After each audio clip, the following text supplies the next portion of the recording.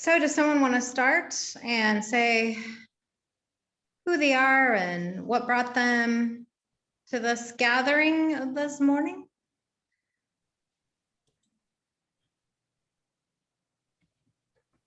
Anyone want to start? I'll start. Good, thanks. Joe Bowling with Englewood Christian Church in the Englewood neighborhood on the near east side of downtown Indianapolis. I think what brought me to this one is I think this is like maybe one of the most central themes or questions that we've wrestled with for my entire adult life. And that's probably not an overstatement. So again, it's a deeply important question to us. Great to be with y'all. I'm Alden Bass. I'm at Oklahoma Christian University where I teach theology. And I was in the Lotus House community in St. Louis for about 10 years. And so I also find this to be a really important question as I now work with a lot of churches and think about how to bridge local expressions of community with churches, how to communicate the principles of community, how to point people in that direction. I think it's vital for the church at large, but it's not easy, as all of us know, to communicate and to show what this life looks like to people who just haven't tasted it. So I also think this is a hugely valuable conversation. I'm really eager to hear everyone else's experiences.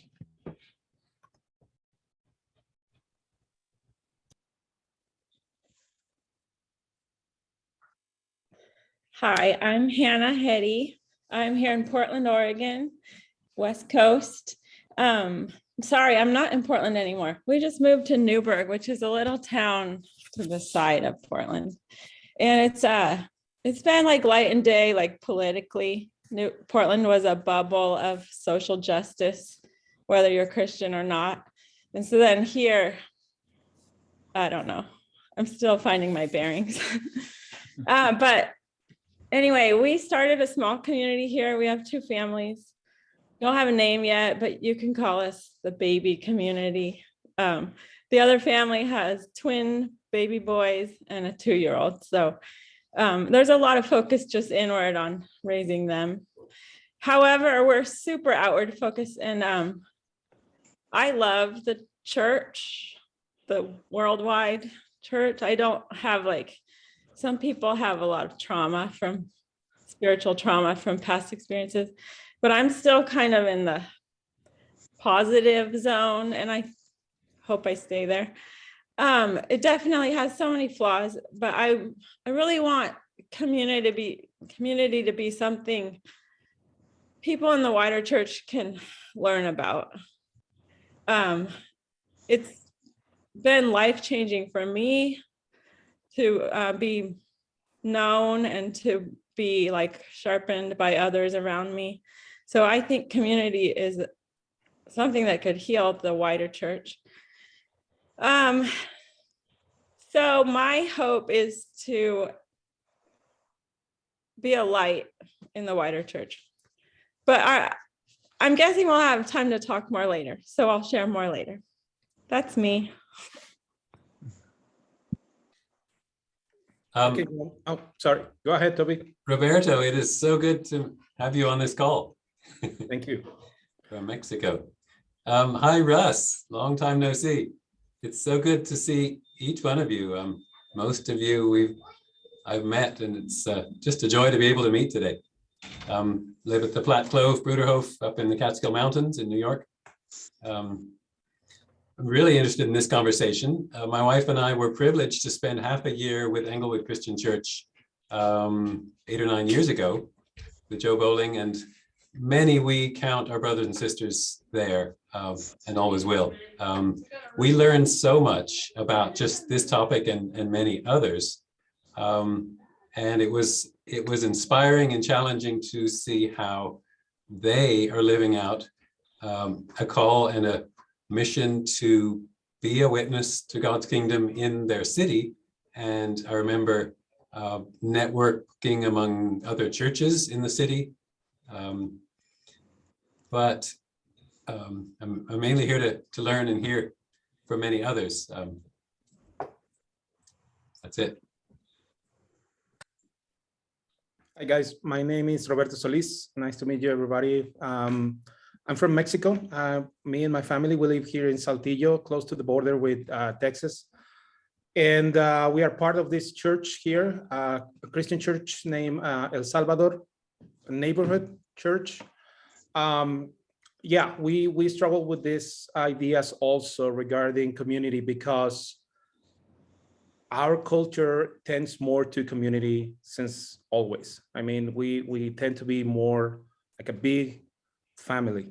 But one of the things that we notice is that more and more the church has converted in something that is not looking like a family, but more like a place where you can buy spiritual things, and you go there for Sunday morning, and you go there for any other kind of activities, but not to behave like a family. So we are interested in that here in El Salvador Church, and we are interested mainly in how the church can function as a family, as a good family.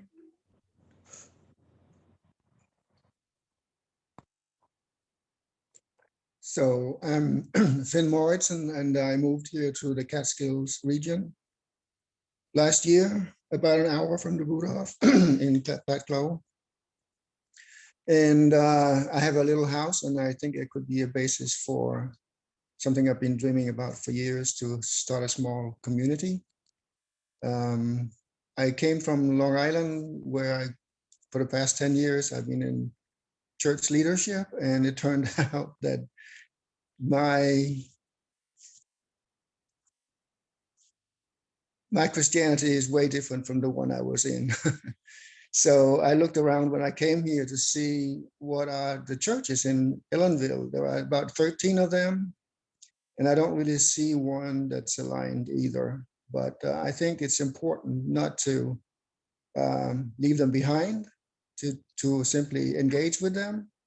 So as soon as the COVID situation lifts, I'm going to go there and see how it works.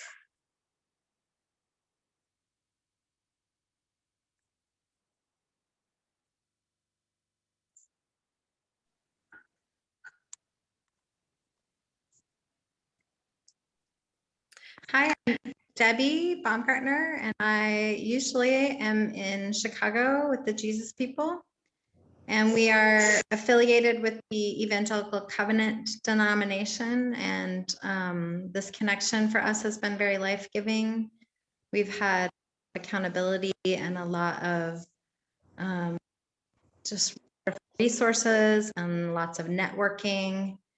And I hope a little bit that we also are, you know, this interesting congregation that's a little different than the typical church, and maybe we help people to think of church in a different way. I personally am really interested in this idea of what church means and what church is and isn't. We used to have a Sunday morning service for many, many, many years, and then we stopped having it about 4 years ago, and people felt like we were no longer a church. And so that was interesting to me, that that's what church has come to mean. So I'd like to, I can't wait to hear more of everyone's thoughts about what church is and what it isn't.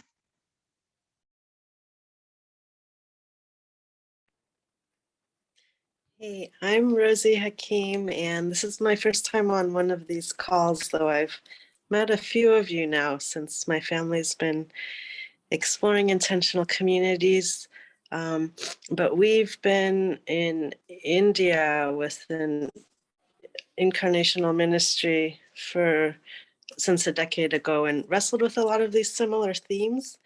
So I'm expecting a lot of common experience, but I'm mostly here to listen today. So Thank you for letting me be here. And I might have my video on and off because I'll be multitasking and making breakfast. And so thank you. Rosie, did you say where you live currently? Well, right now we're on sabbatical in Oregon. Ah, Hmm. welcome.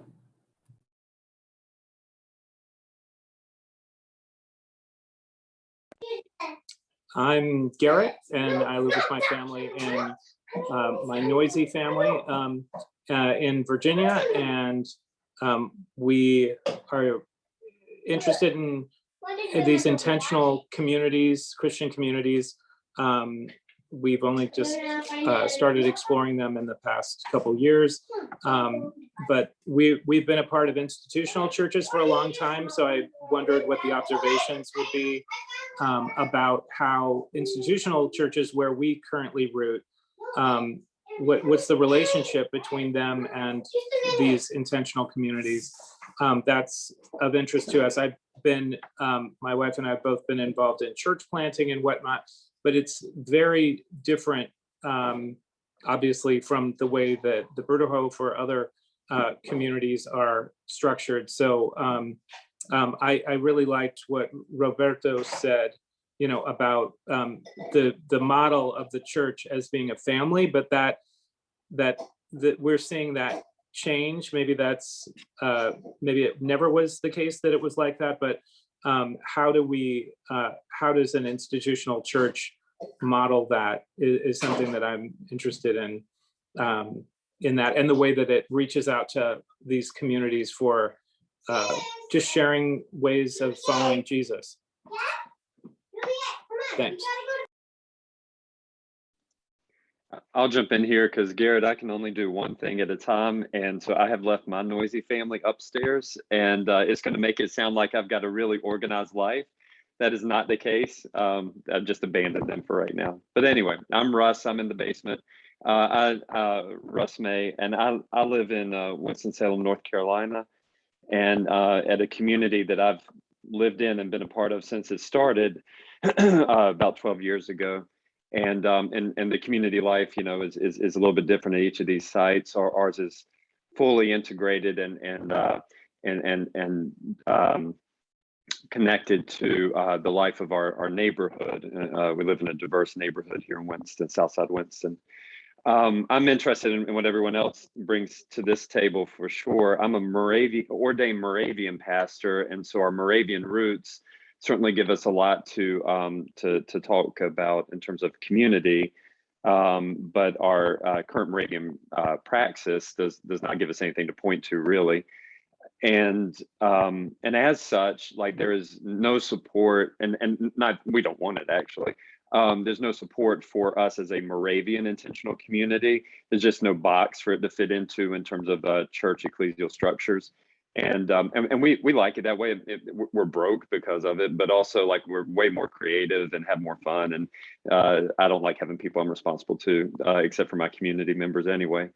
So so that's kind of where we're at. We're always kind of pushing on the issue of like, what does it look like to crack open the shell of institutionalized Christianity in any denominational structure, and how can we help that? And we do get to kind of stir that pot all the time. And then we have a lot of ecumenical partners too, so we enjoy those same conversations. So later, maybe not on this conversation, I'll be very interested, Debbie, to talk to you, because I felt called to this life, not just because of the Moravian stuff, but because of an encounter I had with the Evangelical Covenant Church and the Sankofa work that was happening back in the earlier 2000s. And that continues to be something I point to, just waiting for somebody to bite on it, like, yeah, that was the thing, that was the moment and all that. And actually, I haven't kept up with our brothers and sisters from the ECC. So I'd love to know how life is going with those folks too. Thanks, y'all.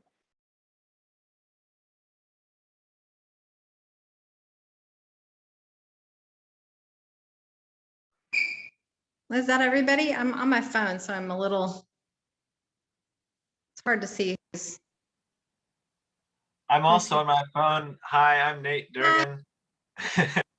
probably the youngest member here again, as of the last discussion.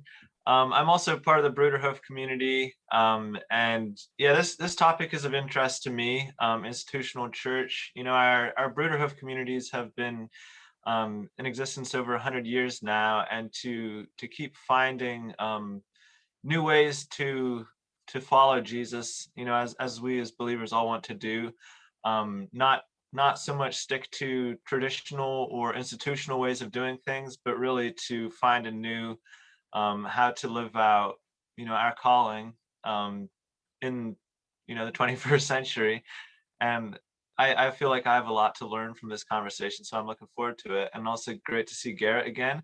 And you know, some of the others, looking forward to being in touch. I hope that the contacts can be sent around again, because I'm really looking forward to, you know, being in touch with some people about what they've already shared so far. So thank you. Looking forward to it.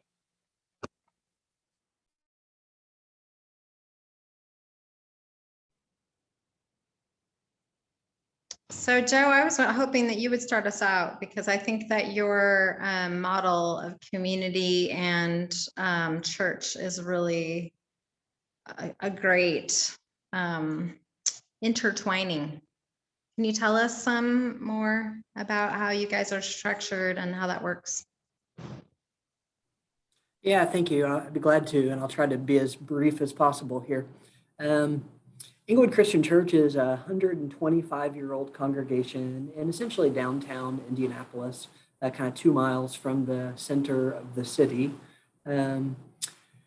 We've been you know, the neighborhood has changed over that 125 years, and so we've been different things. And I generally say that over the last 25 years, we've tried to find new life by being more authentically from the neighborhood and part of the neighborhood that we're in.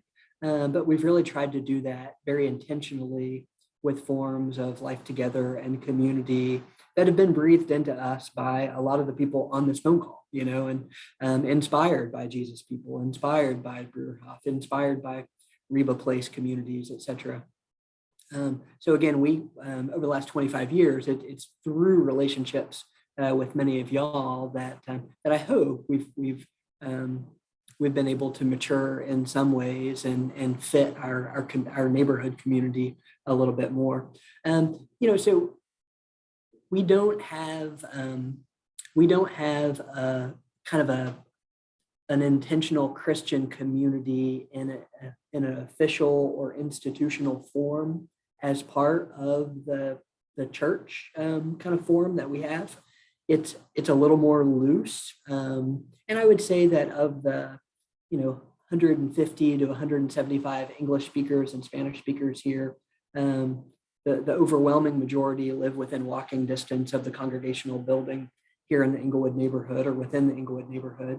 A good percentage of us work for Inglewood Community Development Corporation, where we do affordable housing, economic development, et cetera. About 20 or so folks work for ECDC, including myself. And then about 40 work for Daystar Childcare, which is the other kind of larger ministry that the church has. And then a good percentage of folks work for kind of neighborhood schools that we've had a hand in, or other nonprofits or local businesses, et cetera.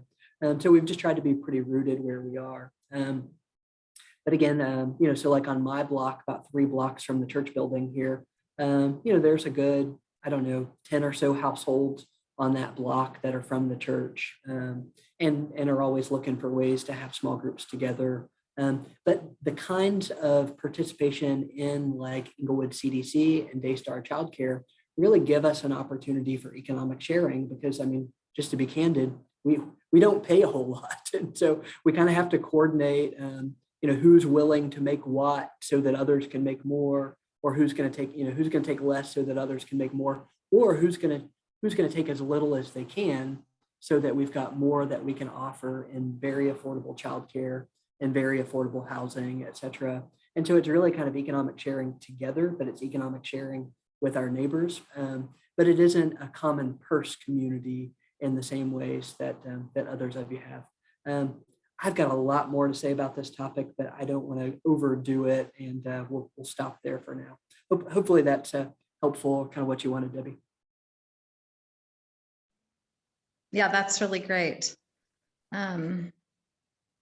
Other folks have questions for Joe or want to share about their own experience? Really just anything. Yes, thanks, Toby. Joe, when we lived with you, we were intrigued the first times and amazed to hear you and your dad, Pastor Mike Bowling, say, when showing people around who are coming to say, what's up here? What is Englewood? Why is it different? In what ways is it different? And you would say, the Sunday morning thing is probably the least crucial thing that happens around here, because church and community happens all day, every day, all week and night. So you mentioned the different ministries, but you should also mention the ways that y'all share life every day and many evenings. Yeah. I laughed a little bit when Debbie mentioned that they discontinued their Sunday morning worship service 4 years ago and have continued on, and like it didn't break apart. My father-in-law, Jim Aldrich, was quoted on the very front page of the newspaper on Christmas morning, I think about 2016, and essentially said something like, we could discontinue the Sunday morning worship service and not miss a beat, or something like that. And again, that's not to say that that's not an important time, it's not formative, but we have to be realistic that it is an important time, but it's 1 hour of the week. And if we think radical discipleship in Jesus, real formation in loving your enemy, loving your neighbor, etc., is going to happen in 1 hour of a week, we are absolutely kidding ourselves, which is why intentional Christian community is so important. It gives access and relationship, just the time that's needed for the formation of children, for adolescents, for young adults, etc., in a variety of ways outside of a worship service. And so, yeah, Toby, I mean, we, a lot of the times that we see the common work that we do, I mean, there are opportunities for formation for all of us. Every year we have to decide, how much will we ask to make this year in salary? And like, how much do I value my Netflix over making a little better deal for our neighbors who struggle with affordable housing? Like, just having those issues to struggle with, every one of us, I just think those are important opportunities for discipleship. And it's just so sad that I think a lot of institutional forms of churches, there's not that same opportunity to wrestle with a lot of those things. And again, I can be a critic. I can be a heavy critic of forms of intentional Christian community. And I'm a church guy. Like, I really believe that Ephesians 3:10, that what God has been up to is about revealing his wisdom through the church. She may be a whore, but she's still our mother, kind of a thing. But again, I do think that institutional forms of church most get it wrong an awful lot of the time. But I believe that forms of community and intentional Christian community are absolutely necessary and need to be nested within need to be nested within churches to help them become more dynamic and in some ways less stodgy, institutional, wayward, etc. Hannah, I really wanted to hear more. You said you really love the church. I would love to hear more about your experiences and sort of why you're, like, what that means to you. Yeah. Why would I ever say that? Yeah. Well, I guess I have a lot of grace towards the church. We're all humans. And I've hung around the Mennonites enough to know that we're about peacemaking. So I better be at peace with my brothers and sisters in the church. So I'm not going to give up on them. Also, I would say my upbringing, my mom is Lutheran, And so my dad was very charismatic Pentecostal, and my parents never decided which one they would raise us in. So we would go to church 3 times every Sunday and then again on Wednesday night. And so I totally grew up having to figure out, what do these people have in common? One has candles and another one's slain in the spirit over here. And I just realized we have Jesus in common. So that was always from a young age, I knew that that was what the thing was.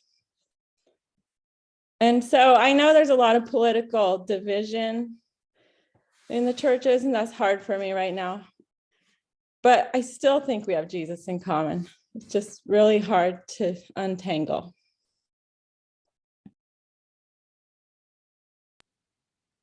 That is so true.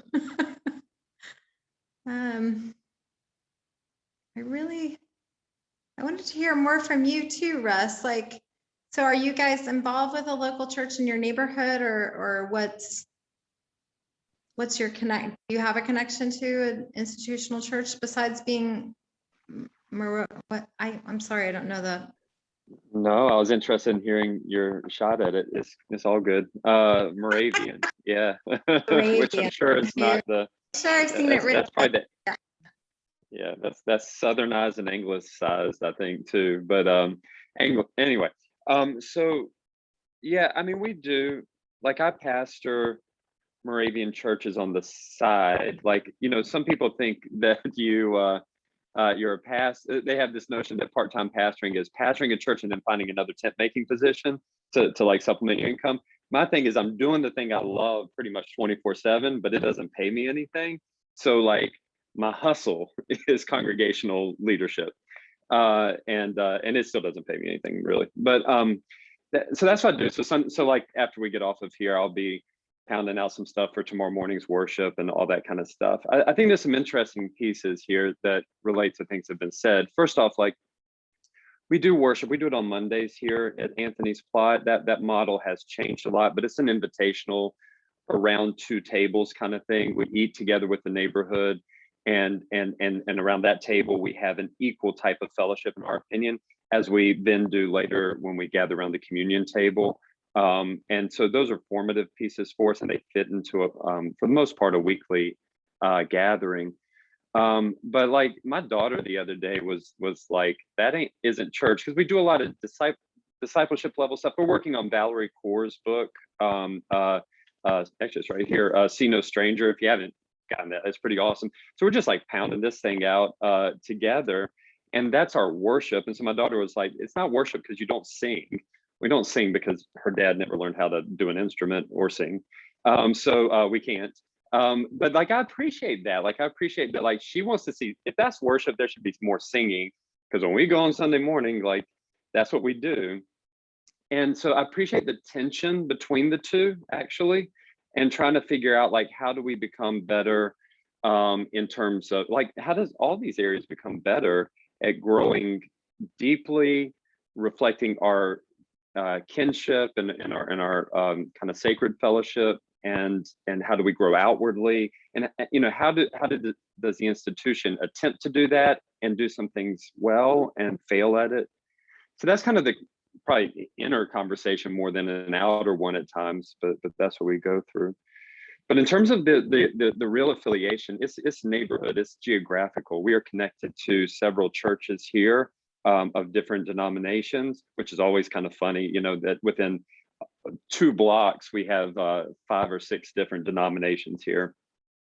But to some of this stuff with Joe, and you'll learn about me that I love to I steal good ideas, but I don't necessarily know everything about them, so I just kind of peddle the idea of it.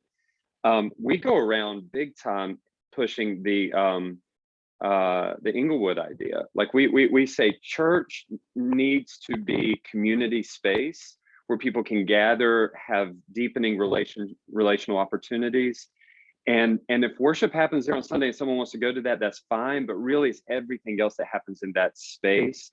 And so we are actively in this area revamping 3 different of these churches into different types of community space, generators of enterprise and of neighborhood advocacy work, housing issues, all that kind of stuff. But we really took it from the Inglewood model, and we say that out loud. We're like, y'all need to check out what I hope that kind of stuff still goes on up there, because we keep telling people you should go check it out. So that's my relationship to the church right now is, I'm leading it. I'm hoping, Sunday morning worship goes well, I guess, at one site, hoping Monday evenings feel renewing for the folks who come on Mondays, trying to understand the relationship between these two things. Trying to push on where they both need to grow, but ultimately looking at churches and saying, how can these be centers of kingdom opportunities and work, and really getting a lot of traction there. I mean, we really are flipping these churches into those spaces, and it's exciting. That sounds very exciting. Roberto, I want to hear from you as well. Are you able to do some of those things in your setting, or how are you connected with your local church, or how are you making creating family feeling? Yes, thank you, Debbie. Just let me tell you before I start that I think I'm smarter in Spanish, so bear with me with this because I have to think before I speak in English. But yeah, I mean, here in Mexico, we have been living church the way the missionaries came to establish Christian churches in Mexico. So the way that we receive the teaching from mainly US is the way that the Christian churches has been developing in the last 50, 60, 70 years. I'm not sure, probably more. But the problem here is that more and more the Christian churches kind of transform into a commodity in the city. So it is a commodity that you can pick and choose whatever you feel you like the most. If they have better singing, the better group of worship, or they have a better preaching pastor, so you can choose whatever you think is better for you, and you disattach your life, your real life, you disattach to the church. So the church is something else. So we believe here in El Salvador that the Spirit is working in and through the church. So the question is how, and how can we really understand what the Spirit is telling us? So one of the things that we were doing a few years ago, we decided to start listening and try to have the eyes open and see what are the opportunities that the spirits are giving us. So one opportunity that we had a few years ago was to travel to US and live with my friends in Inglewood. We had a relationship from years ago with Inglewood Christian Church, and we had the opportunity to be there like 6 months. And I'm saying this because what Joe says about imagination is very important. I mean, this trip of imagination opened our heads to what is possible, more than what is happening right now here in the church. And it's not like something that we want to copy and paste from Inglewood to Saltillo, because it's a totally different place. But to have these imaginations, knowing people from the Bruderhof and speak with them and try to discern what they are doing and why and how, and being in these conversations has been very useful and very thought-provoking for my people here. So we came back to Saltillo because of the pandemic, and we start having conversations with the church. What about this? I mean, who we are. Start thinking about who we are as a church, and why we are doing this in the first place. Why we are gathering every Sunday morning. Why we are gathering every Wednesday. What is the purpose? Is there a purpose for the church, or is something else? So all these questions and spaces for conversation has been very, very appreciated in El Salvador Church in the last 2 years. So we are in this developing process, trying to understand, trying to figure it out what to do next. But one of the main topics that rise up every time we speak is, okay, so we call each other's brothers and sisters, but it's for a reason. I mean, we are a family in Christ. And so how the family in Christ behaves. And normally what you see in the churches here in Saltillo is that the family of the church is mainly the family of the pastor. The pastoral family is the one that behaves like a family. But the rest of the people is like, okay, they come and go. They are here Sundays, but that's it. So we are trying to break those ideas and understand that we are a family, and the structure, institutional structure in the church is secondary to the family living. So we are in that process right now. Thank you.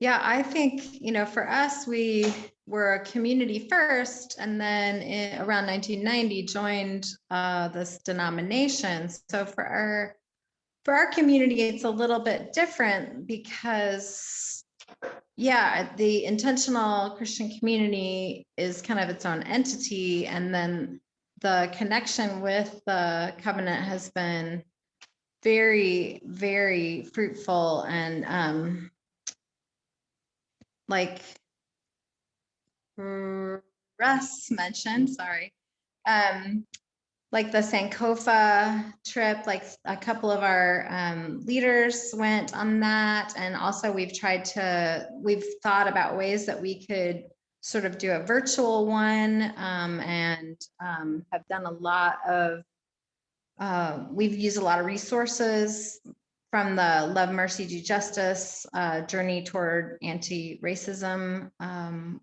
that the Evangelical Covenant Church has made available.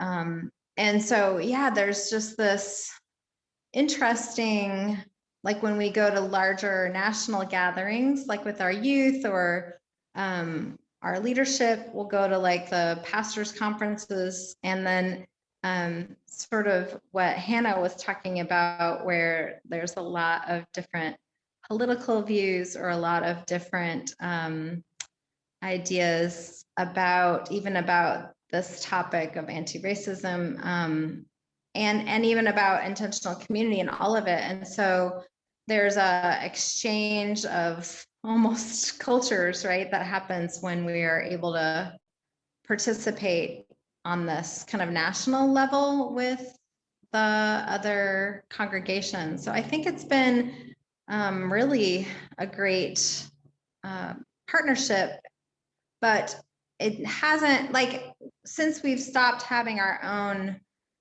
Sunday morning service, many people in our community have attended different local churches, which aren't necessarily covenant. So that's been a really interesting conversation for us as a community, and goes back to what Hannah was saying too, of like, oh, well, what's the common denominator? It's Jesus, and people are finding different ways to worship. And sometimes it involves singing, and sometimes it doesn't. And sometimes it involves outreach, and sometimes it's just about, yeah, getting fed in the word. So yeah, it's interesting. And when I've asked people, when I've been in settings with like some covenant groups, and I'm like, well, what is church? What do people think church should be? And you get like, 6 different answers from 6 different people of what they want church to be and what they think church should be.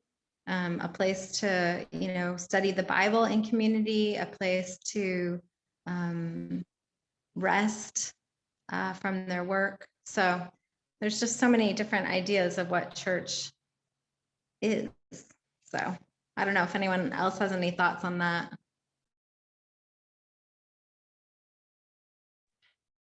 I just feel like those are the magical conversations that get people thinking. They might think about it for years to come.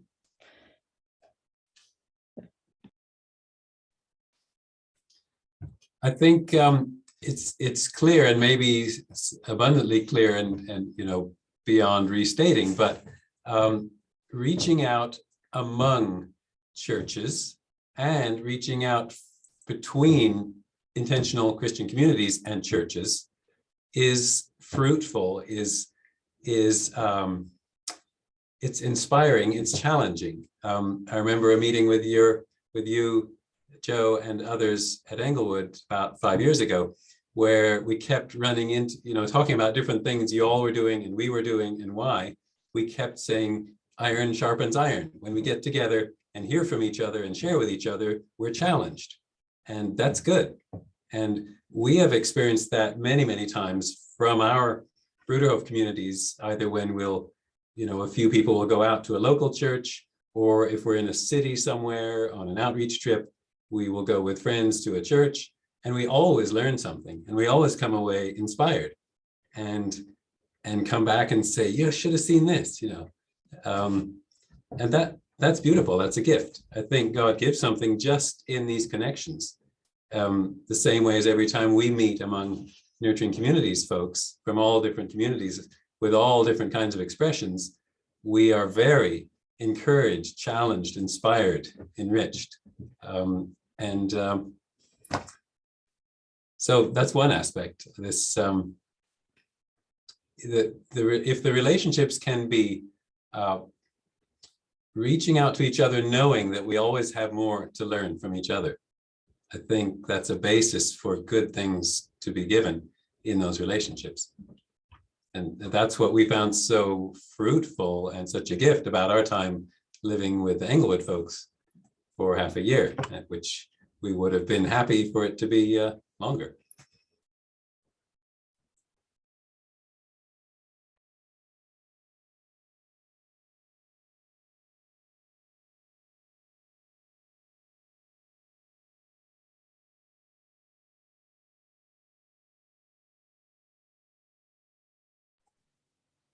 Alden, I'm curious about your thoughts. You also from the Lotus House. I was just gonna ask.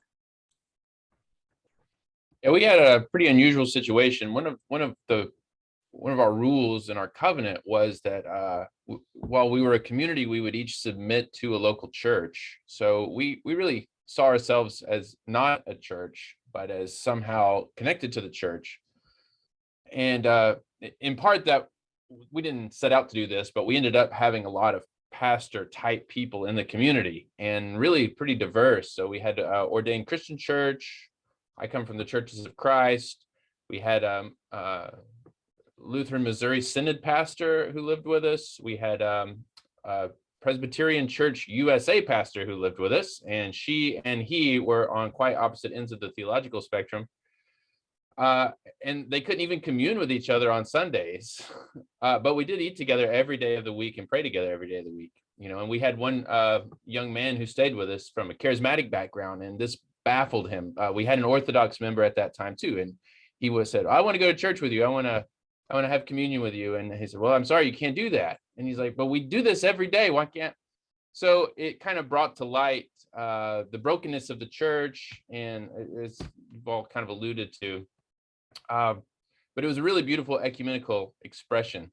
So, I mean, there's all sorts of models for how the community relates to the larger church. There's sort of the parish model. There's the kind of more monastic model of the church within the church. There's the we're the tip of the spear model, where we hope the rest of the church catches up to this. There's the multiple expressions where we're one, and then there's the others. So I do think that's worth reflecting on. But for us anyway, we were just sort of there. I don't know. We didn't sketch all this out beforehand. I've had a lot of time to reflect on it since. Now I find myself really in institutional churches and teaching students. And I can tell them all about it, but it's really hard. Here in Oklahoma, there are very few intentional communities. In fact, I don't really know of any thriving intentional communities right now. I can't just point to something. And to me, that's what is necessary. And I always think of Clarence Jordan and his demonstration plot. He's demonstrating what this looks like. He's living it out. So on this end of things, I don't know. I wished it were more visible. And of course, the thing is, the best and thriving communities are the humble communities who aren't trying to be visible or advertise themselves, but it's something the church just needs to see and hear about. Alden, can I ask you, I mean, I don't know why, but I'm always just so intrigued by classifying or listing out the different types of models and ways that people do it, which communities identify as churches, and you listed many of them: tip of the spear, the monastic model, etc. I would love to collaborate on a more fuller kind of listing of some of those at some point, and see how some of our communities kind of fit or don't fit into some of those, or fit into many of those. But just as you've been kind of a student of that and participated at Lotus House, etc., like, have you felt like you've seen that maybe some models are a little bit more durable versus some other models that are a little bit more fragile in terms of how communities relate to institutional churches? And again, just your opinion, not the definitive word. Yeah, I don't think I have a great answer for that, Joe, but my general answer, which is my answer to a lot of questions, is the more we're connected with people and the more institutions we're connected to, the thicker our network is. In my experience, that's always made people healthier. And the more isolated a community gets, that's unhealthy. So better to be in, I think, even an antagonistic relationship to some institutional church than to be out on your own trying to be the church. So just thick relationships with people from all over the place. That's really interesting. That's profound. I love that. I mean, because that's a family, right? I mean, you have thick relationships with people that you maybe don't get along great with at times in a family. And I mean, I think, the words community, family, they're these kind of touchy-feely, nice words like, oh, but like our actual experience in family is that it's painful, it's difficult, it's, the place we maybe argue the most, or that we, have to do the dishes, or, all these, all these metaphors in a family that I think then when we say words like, oh, the family of God, like, it's meant to be some lofty ideal instead of like a place where you're welcome, a place where maybe you don't act your best, a place where people have to love you no matter what. So I don't know. I like that idea of thick relationships. Alden, if I can, I'll be really brief. I really appreciate you saying all this. It is exactly some of the things that we've experienced over here at Anthony's Plot, where I'm at. And early on, we established that people would have a direct relationship, commitment to a local church. We started to learn that the people who were coming to live among and with us were themselves church leaders and from different denominations. And so that was beautiful, and it also changed that idea of you got to be committed to a church, because they get moved around, and their relationship, when you're a leader, relationship to a church is very different than just being a member. So we start seeing ourselves as infiltrating the church. We're impacting these local churches, and then that didn't work anymore either, and the folks who are in leadership had to go somewhere else. So we've evolved kind of this understanding of the relationship, and recently the Moravian Church asked me to speak on Anthony's Plot for the first time in 12 years. Asked me to speak on it, and they said, well, you are all challenging the church. You're trying to correct it. And I said, well, my preaching may be trying to correct but Anthony's Plot's existence is not trying to be the corrective to the church. But to your point about worship, man, we ran into that big time. We again do communion every week, and with some variation on that, and gathering these persons from different institutional church experiences who were sharing life together otherwise, but the institutional church experiences fragmented the communion time. So like our Catholic dear Catholic Franciscan friend could be in the room, but articulated, you know, what you're doing is just playing with the sacrament, you know, so I can't participate in that. We had another dear friend who came from a more of a Baptist background, a particular local Baptist background, who once it got to communion time wouldn't do it because there was a gay person in the circle and couldn't be in that circle with them. And so everything was good until the institutional idea of worship came into the mix. And then everything we had built communally just started getting harder. We've got a different group now, so that doesn't happen in the same way. But that was just always like really heartbreaking that the church would do that to us who were living a fellowship otherwise.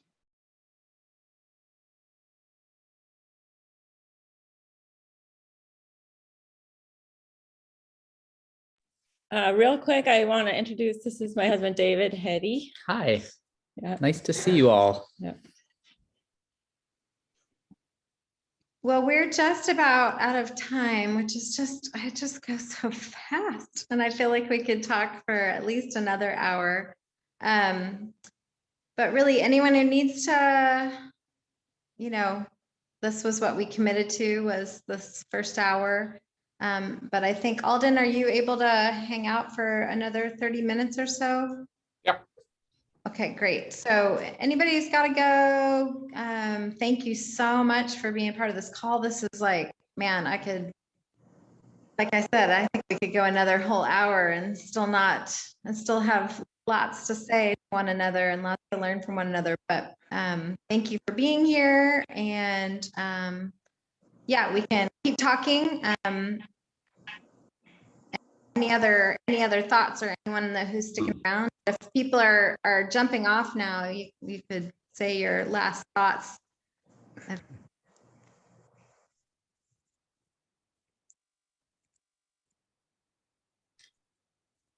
I'll be happy to stick around for a bit. Joe, I have a question. I'm curious if the Cultivating Communities project initiative that you all at Englewood are undertaking, how it overlaps with this question of relationship of intentional communities, whatever form they might take, and institutional churches. What is the project? What's the goal, and how does it relate to this question? Yeah, Toby, it's a good question, and I don't have a definitive answer there. I kind of wish Josh Livingston was on, and Josh would be here, but Josh is doing a visitation out in Oregon right now to Portland with our friends from, who is he visiting? Is it Anyway. Church What's of that? Servant King? Yeah, Church of the Servant King. Thank you. Yes, thank you. Anyway, he's there and Chris Smith is there. Now they're working a little bit more day to day with that. And so if Josh and Chris were here, I think they'd have better answers. It does relate, Toby. I mean, I think what Cultivating Communities is attempting to work with traditional or institutional churches for the most part. But again, as Nurturing Communities Network is a partner with us in that work, we're really trying, in part anyway, to fan the flames of community that are present within every single institutional church. Every church has a spark of community within it. It might be the pitch in after the service.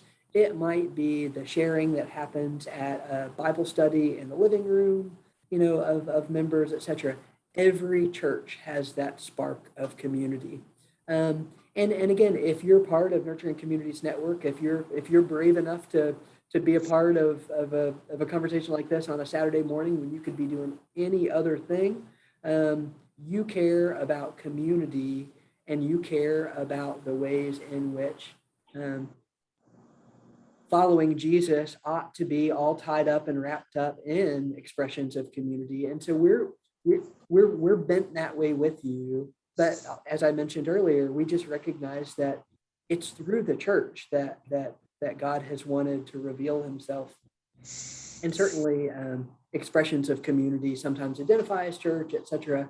And we recognize the ways that institutional church is wayward, but we're trying to look for ways fan those flames of community, but radical Christianity and authentic expressions of faithfulness, and looking for ways to bind churches together. And so to kind of go back to Alden's point, to have sort of regional cohorts of churches that support one another, that fill in for one another, that give opportunities for fellowship amongst diverse theological expressions or racial expressions, et cetera, et cetera. And we're just right at the beginning of that. But I hope that's helpful, Toby. I do wish Josh and Chris were on to say a little bit more about that.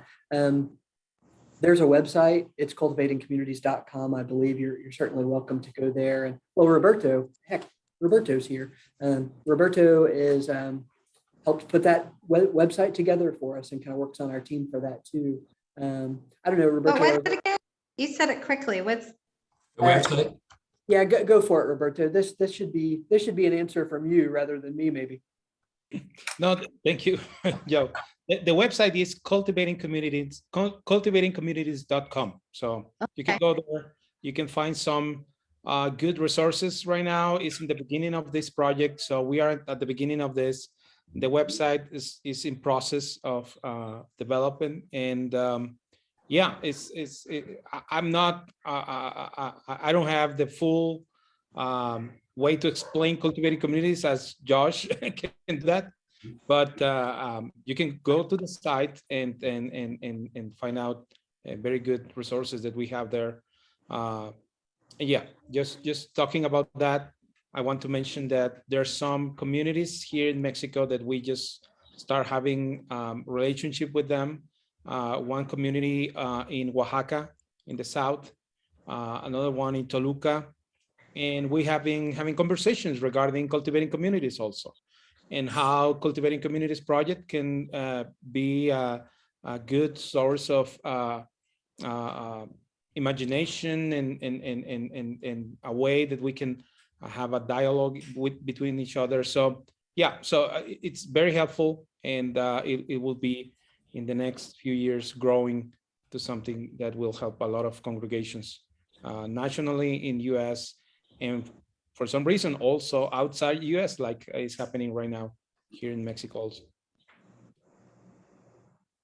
Is that Luis that you're connected with in Oaxaca? Yes. Yes. Yes. So he came to Chicago and stayed with us for a little while. So Yes. wonderful. He's our friend too, from Waco. We used to live in Waco. Yeah, he used to be in Waco with the family. So we traveled to Oaxaca. I don't know how many hours we drive from the north of Mexico to Oaxaca, more than 10 hours. I don't remember, but we stayed with them for a few days and live in his house, and we get to know the community in Oaxaca. So it's great. We are having good fellowship with them, and some other congregation or community in Costa Rica is joining also to the conversation. We are having conversation every month through Zoom also. Great. Hey, hi, David here. Hi. Wanted to just share a little bit, just some thoughts. I wasn't really prepared coming to this meeting today, but it's really good to see you. Mm-hmm. So I'm different than Hannah. Hannah has this like great relationship with church and very healthy. I'm super cynical. I'm like, the church is a pretty bad place overall. I love the church, but I just don't like the church that much. And so it's funny. I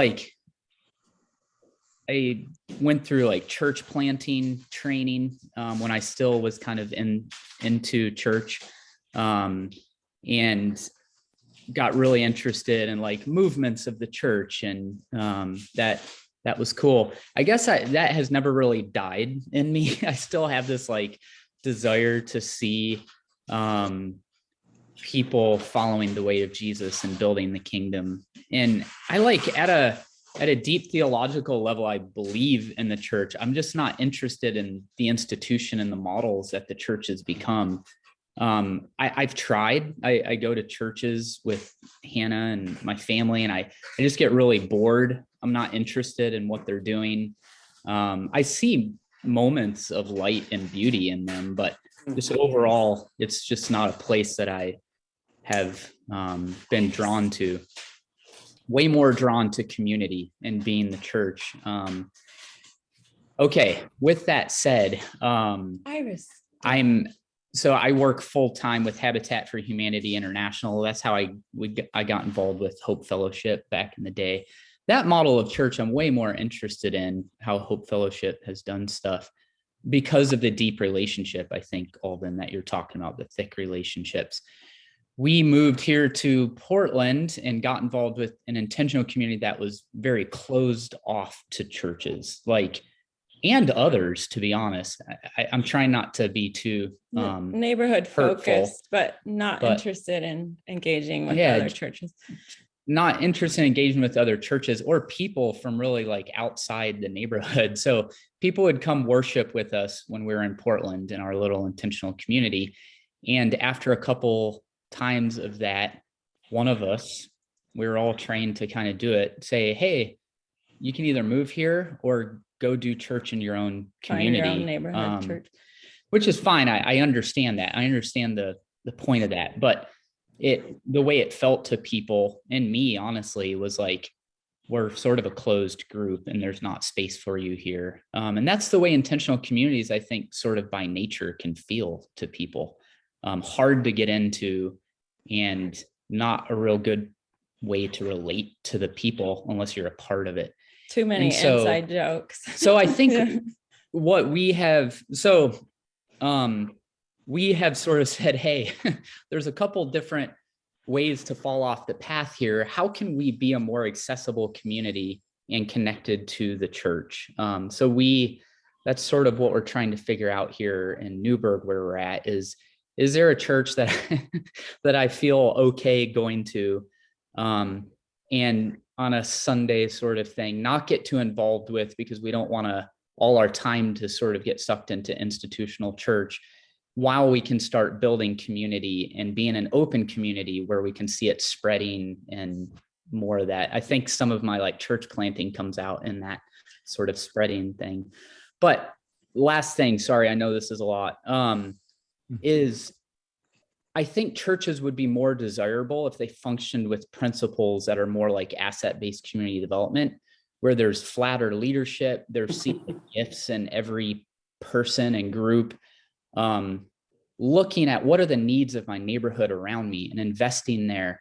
And so if I could have any hope for the church, and what we're trying to do here at the church we're participating in, is building a network of care and support and sort of this asset-based model where we're engaging in the community, trying to create healthy communities, bigger use of community.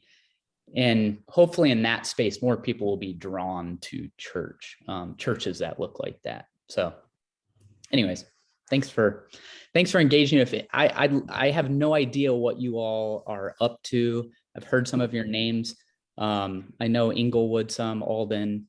I've interacted with some of your stuff. I would be really interested in hearing more of what resources are out there, because we are sort of targeting, for lack of a better term, building relationship with churches here in Newburgh.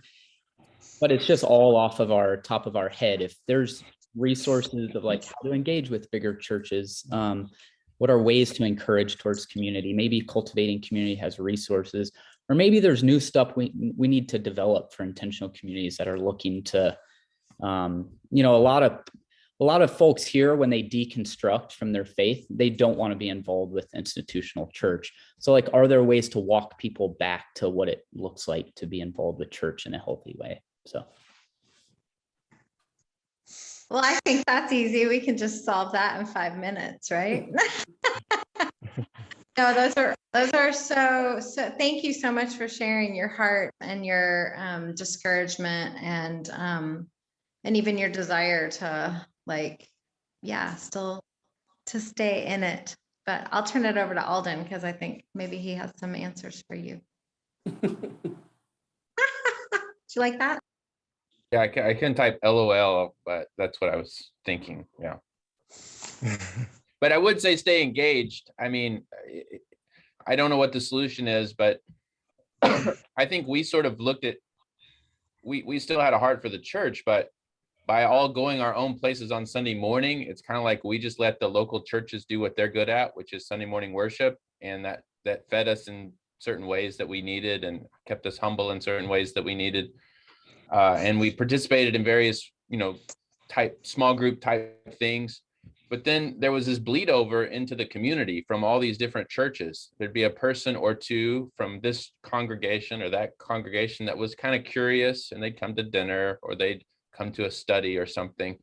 And so that's a way that the institutional church can kind of, I don't know, it's like a pebble in the shoe or something of institutional church. But, if we stop engaging and become like this group that you're talking about, then the church, Russ said something like this: as we evolved, we were very neighborhood focused, but I think we came by the end of our time to see that we had been serving the institutional church, the white suburban institutional church, which we were sort of engaged with, as much or more than we were actually serving our Black low-income neighborhood with our various programs. And, that was really important and good. And we wanted that to be most important, but we realized we were bringing people in who are more like us and inspiring them with a vision for life together. So unintentionally, I think that may be our legacy, is how we serve the church. So finding ways to stay connected, I think, is crucial for the sake of the church and for us too, right? I mean, it's not like we're some sort of self-sacrificial missionaries giving ourselves insanity for the institutional church, but we need it too in ways that may not be even clear to us. David, I do. You might have you baited me a little bit with your mention of asset-based community development.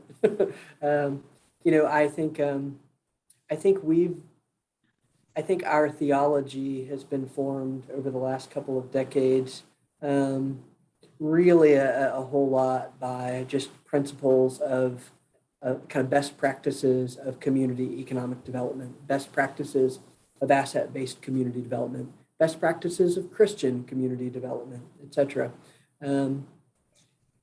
I think the older I get, the more I see, that kind of ecclesiologies and just sort of being the church and being a neighbor in a neighborhood, they're so similar, because when you boil it down, it's ultimately loving God and loving our neighbor as ourselves.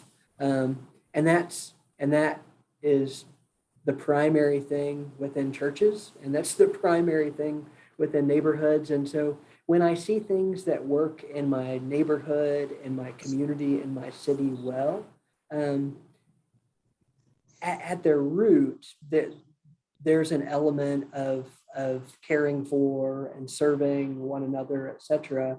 And when I see things that are working well and healthy expressions of church and healthy expression of community, it's the same thing, right? Like, and it really is like all things hold together in the way of Jesus. He is in everything, holding all things together, giving things new life, etc. And so I think the more we learn about asset-based community development, the more we learn about what being a good church is. The more we learn about community economic development, the more we learn about healthy expressions of community, and vice versa. And so there's just been that kind of merging of some of those disciplines in our life and experience over time. And so I'd certainly say continue to learn about those things, because I think it does lead you into, yeah, you've grown cynical about the church because you've been in some pretty toxic places, I'm sure. But hopefully, as you learn more, you'll find yourself in some healthier places. But yeah, appreciated that. Thank you very much. Yeah, appreciate it.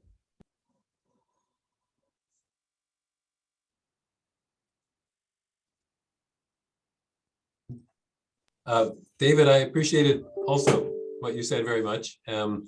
Identify with much of it. And I guess I would also just encourage you, as well as this encouragement the others, Alden and Joe, have expressed, to reach out, engage, be involved, and look for where God is at work, and you find a kindred spirit, common ground.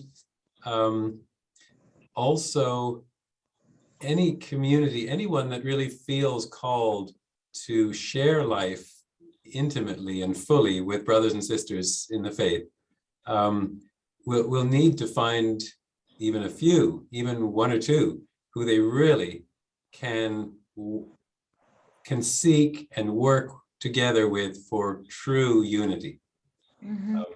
And Yeah. the challenge of Jesus in his last prayer in John 17:20, may they all be one, always calls and challenges us profoundly that Jesus said it's through the unity of his disciples that the world will know. And we find a great, over our years together, a great deal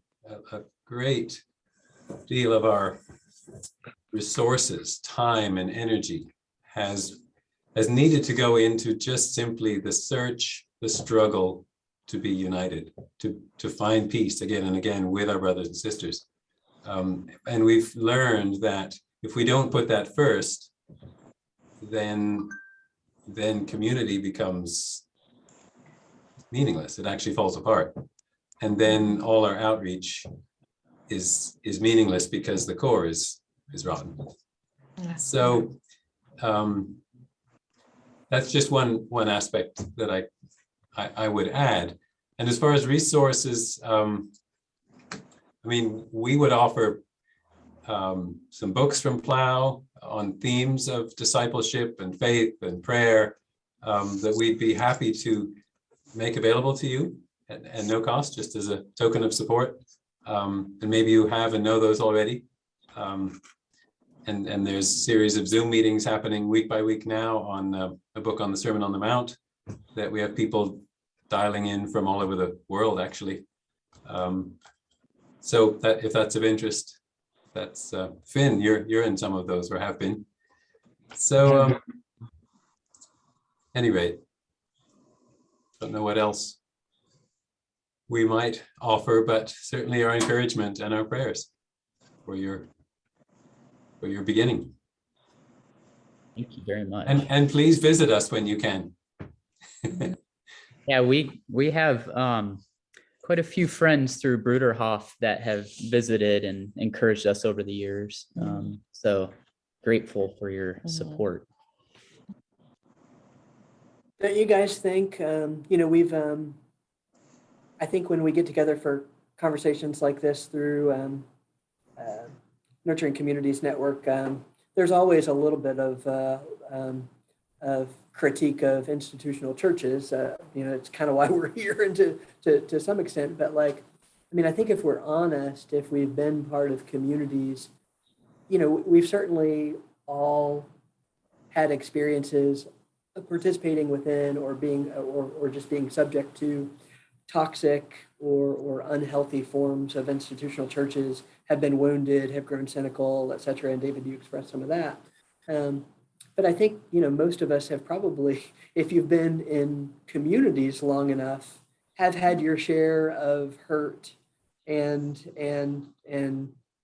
toxic cultures and wounds there too. There's no space that's free of some of those things. And so just, want to be real about that too. And again, there's very little I think that we can say as a group definitively about what's healthy, what's unhealthy, et cetera. But, David, as you mentioned, just kind of feeling like the small community that y'all were a part of felt closed. And I think a lot of times you see small communities, and if they're small communities and they feel a little bit oppressive and a little bit closed, boy, that's probably not going to go well, you know.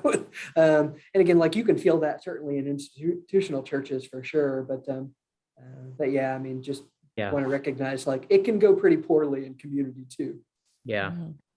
Yeah. Thanks for saying that. I mean, I agree. I think the difference between a large church and the toxicity that you can experience in a small community is in small community, you can often work through it if you have open relationships, vulnerable trust, respect, which we had that in, you know, the community I was speaking of. So definitely, I mean, that's some of the difference. And so it gives opportunity for healing in the midst of that trial. So yeah, I forget the second point you were talking about there. Well, The closedness of the community. I think people genuinely wanted to be like open to others, but because of the depth of Christian community that, you know, we were living in, it just didn't leave much space for others. So people may have, and I can include myself in that, we have, maybe we're saying we're open to others, but because of the depth of relationship, and that was our sole focus, it just didn't leave much space for people. So, I mean, that's one of the reasons we moved out here, was to try something new, and start in a place where we left margins in our life that we could, I think it was Alden, you were saying, to be that pebble, to have like opportunity for people to come in and spend time with us and us to spend time with them. And if we don't leave those margins in our life, it's hard to impact the wider church if all we're doing is intentional community all the time. So anyways, just some thoughts. Thank you. Yeah, David, you know, and again, we're toward the end of this, and it's sort of like you can kind of show your cards a little bit more, and it's just like I'll count myself as someone who, over trying to pay attention to some of this over some years, I feel like I tend to favor multiple expressions of community within congregations.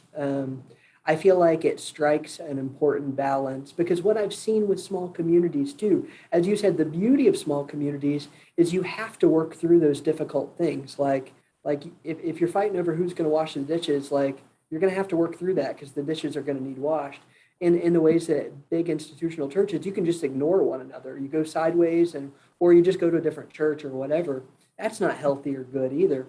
But I think small communities sometimes are literally just like one big life decision away, or one big fight away from no longer existing. They are very fragile in that way, and could name multiple examples of one argument in one small community, the whole thing's gone, or one job offer in one other part of the country and the whole thing's gone.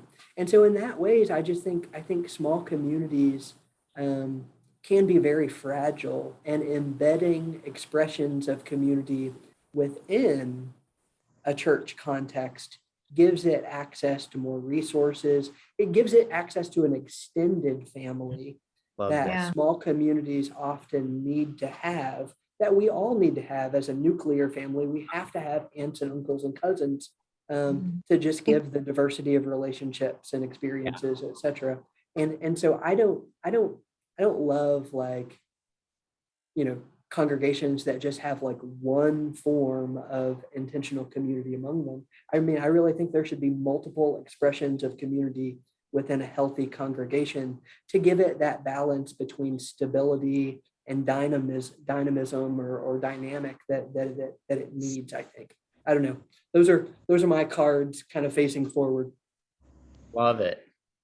What you were talking about there, that's what I'm interested in, like resources. Like, how do you guys talk about this? Like, I'm not in any circles that talk about this. So like what you were just saying around like the importance of being a part of a larger church for like durability, and when people change and move and I don't know, are there books on that, or like papers or slide decks, or I'd love to borrow from some of y'all's content.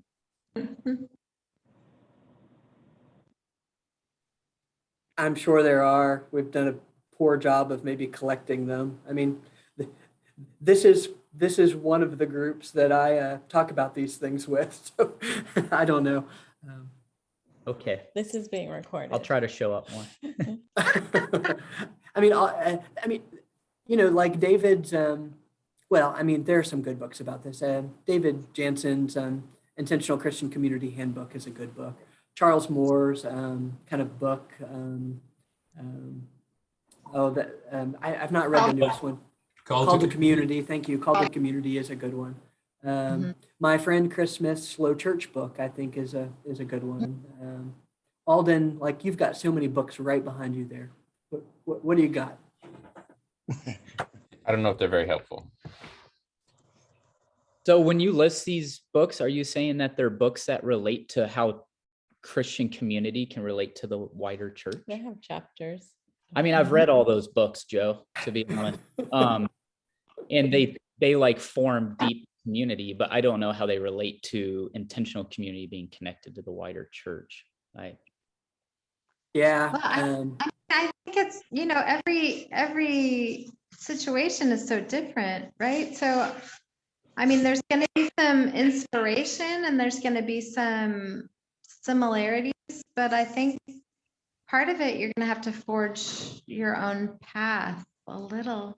I don't know. I mean, I do think these kinds of conversations are really important, but I'm not sure if there's like, you know, a map.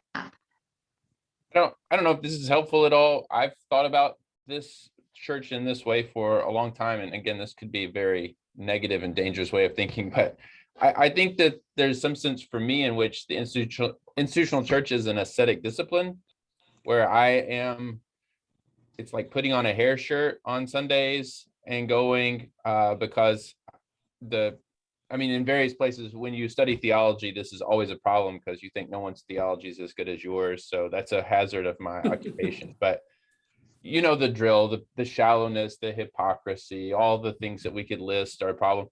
And yet it seemed that I need to just go and be there and stop thinking that I'm somehow above this or different from this. And it's been a kind of discipline for me, and I'm still hoping it will, you know, perfect me or transform me, because I realize I'm not near where I want to be on that front.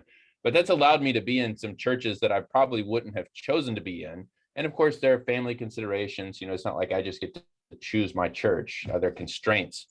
But within those constraints, how can I see this as an opportunity for spiritual transformation for myself? I may do some good to that church too, through my witness or my teaching or the connection I have to communities. That's possible. But I can look at it as, what's this doing for me?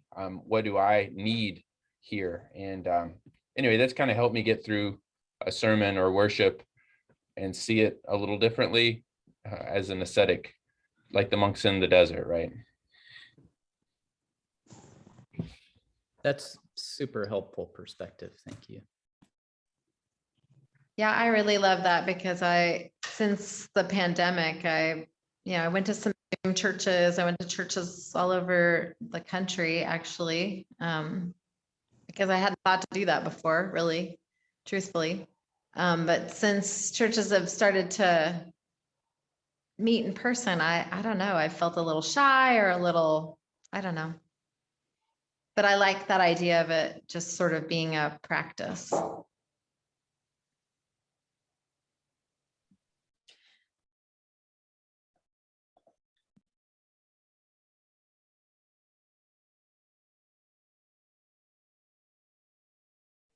Hannah, did you say something? Because you were muted. I didn't hear you. Oh, I was just going to talk to Finn, but he just left. But I identify with Finn as brand new in town, and so are we. And so the institutional church is such an asset to get to know the area and who's who, and maybe form some friendships for my youth. I have a 13-year-old and so on. And I'm just blown away by, so we've been walking to the Methodist church because it's the closest local parish there. But one resource I love is Parish Collective. And they're all about neighborhood-based church and being a light in your neighborhood. Anyway, so we walked to the Methodist Church. I've been blown away how open they are, and they just love that a young family has walked in. But just really sweet and kind, and they're just full of resources, as in they own land. They're about to start a huge Habitat for Humanity, like affordable development housing, which is exciting. And so it's it can have a really big impact on this area, more than just our little home community could. Or in a different way, maybe. Or in a different way, yeah.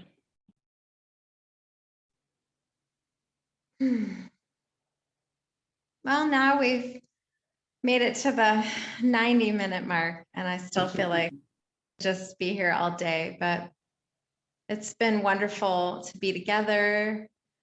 For me, it's the afternoon. For you guys, it's the morning still. And just thank everybody for being here and such a rich time. So I'm going to sign off, and I think, what do you think, Alden? Yeah, unless someone has something specific, I think we'll wrap it up until the next time. Thank you, Okay. Debbie. Been very good. Happy to meet with you all. Blessings. God bless. Go well. Gracias. Bye. Bye. Bye, guys. Bye. Adios. Trying to leave. Here we go.